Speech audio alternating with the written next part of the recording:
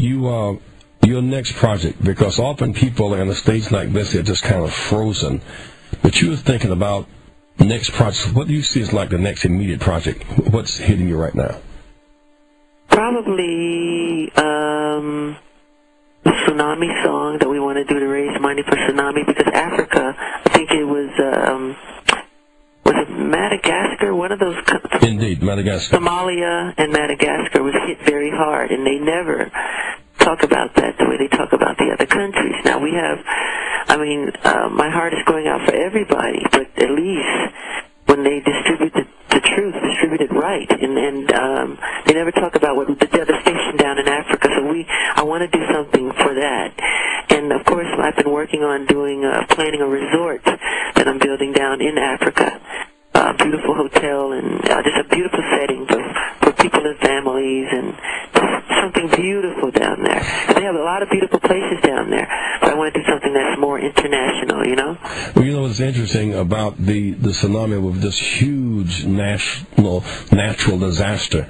It couldn't be stopped. Maybe if we had early detection devices, we could have saved some lives, perhaps, but it was a natural disaster. What you've raised is that while we've lost 200,000 in the tsunami, we've lost 2 million in the Sudan, and that's a man-made disaster, and oil and materials all caught up in that stuff, and then 4 million in the Congo, and I think that as we talk about it, and you and I talk almost every day, you're reaching out to these African crises appears to have taken up a large part of your dreams at this stage of your life.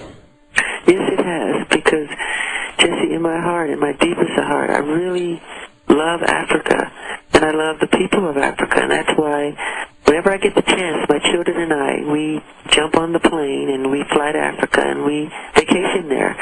I spend more of my vacations in Africa than any other country, and we love the people and we love the environment. Topographically, it's one of the most beautiful places on the surface of the earth.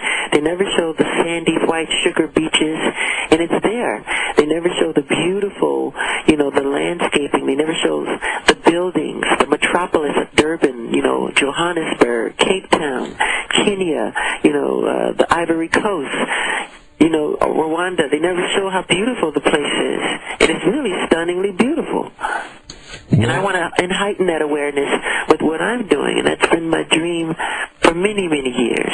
And everybody around me know that because I go there very much. We know about the high points of Rome because we see it on film.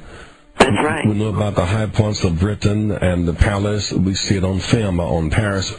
We don't see much of Africa on film. We see Africa as misery and Africa has problems. We do not see it as being this phenomenally endowed continent of sand and sea and oil and resources. The world is jealous of Africa for many centuries because the natural resources are phenomenal. It really is. And it is the dawn of civilization. Our history, a lot of our Bible history is right there in Africa. In King Tut, all great civilizations, that is right there in Africa. Egypt is in Africa. And they always try to separate the two, but Egypt is Africa. Well, it certainly is true that when Jesus was threatened with death, when Herod sent out the edict for genocide for all the firstborn babies, that Joseph took him to Egypt, to Africa, and kept him there for 12 years. That's right. That's right. You've shown an amazing level of depth and commitment. Let me say this in closing, Michael, because people are listening, and the reason I didn't open up the line today, because you're sharing stuff with us we never quite really hear, but as people go and watch the trial next week and the coming days, what do you want your fans? We have calls on here right now from London and Holland and all around America. So people are listening today to you. What do you want to say to your fans and supporters, even to your detractors today? I just want to say, fans in every corner of the earth, every nationality, every race, every language, I love you from the bottom of my heart.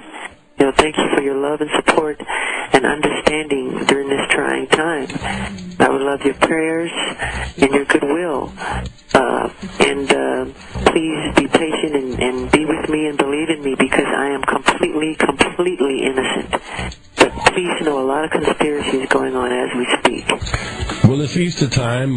We fall down, we get back up again. The good news is that nothing is too hard for God. And those who believe, fervently believe, no matter how far down, if they reach for a rope and not a shovel, they'll be pulled up and they will rise again. Michael, thank you for sharing yourself with the nation today and the world and for getting up so early in California. God bless you. God bless you and keep up alive. Talk to you in a minute off there, okay? Bye-bye. All right.